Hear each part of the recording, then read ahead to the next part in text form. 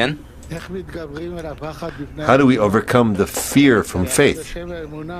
After all, in the name of faith, the biggest crimes have been done.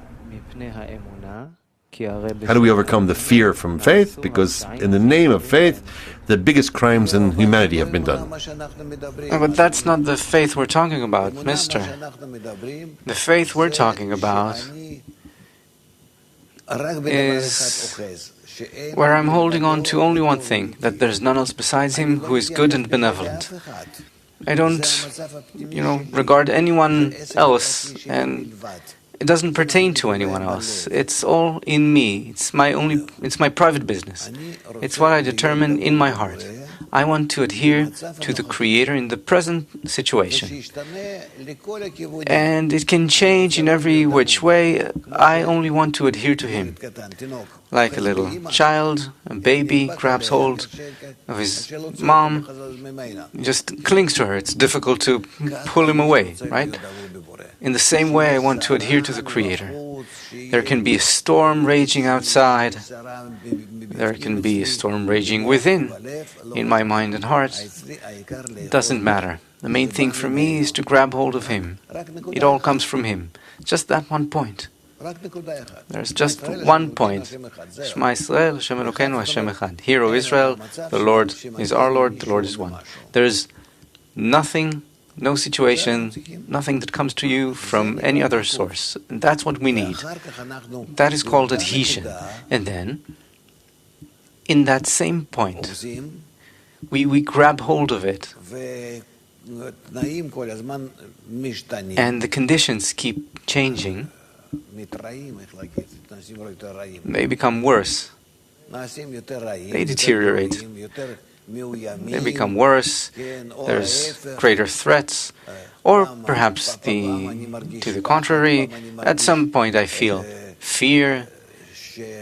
At another time I feel that pleasures are attracting me, and sometimes I feel confused in my thoughts, and over all of those things I need to grab hold of the Creator, just like a baby holds his mother. That means that I'm fighting for adhesion. That's it. And the Creator lowers me and lowers me, humiliates me and humiliates me. What do I mean by humiliates me? He gives me such thoughts, such conditions where it's horrible. He shows me how I can't stand against any pleasure or any confusion, that immediately I affiliate with those things, those sources of pleasure and confusions and thoughts. And I constantly try to hold on to Him, and that is the struggle.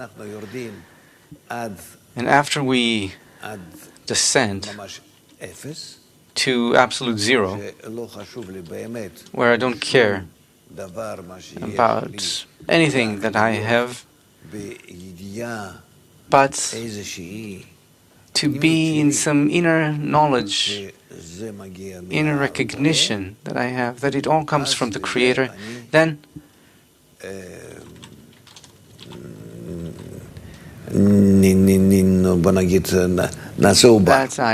by that I become an embryo, let's say. I reach the bottom of the ladder.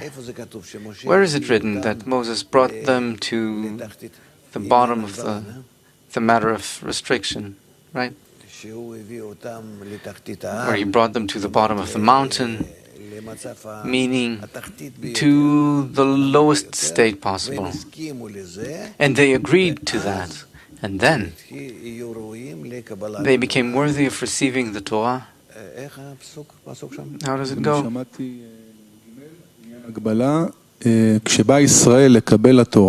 Shamati 3, Moses led them to the bottom of the mountain, as it is written, and they stood at the bottom of the mountain, as Moses led them to the end of thought and understanding and intelligence, where there's no lower degree, and only then, when they agreed to that state, to advance in it without straying from that path, rather to remain in that state as if they had the greatest greatness, and to show happiness for it, which is the secret of serve the Lord gladly, then in the time of greatness, you can't say that He gives them work to be happy, because in the state of greatness, happiness comes on its own.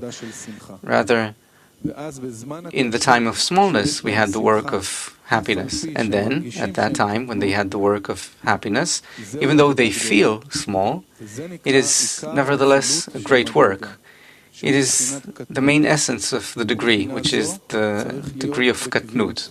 And that discernment has to be permanent. And the gadlut, the greatness, is merely an addition.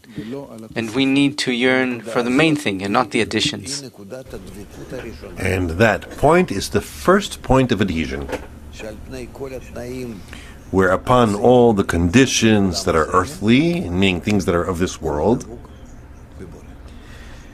he is in dvikut with the Creator. That's the beginning of the ladder, the bottom of the mountain. Meaning, upon all, according to the root of the soul of a person and what he needs to go through in order to give up something and to say that it all comes from the Creator, that, well, later, it's different work. Okay? That's it?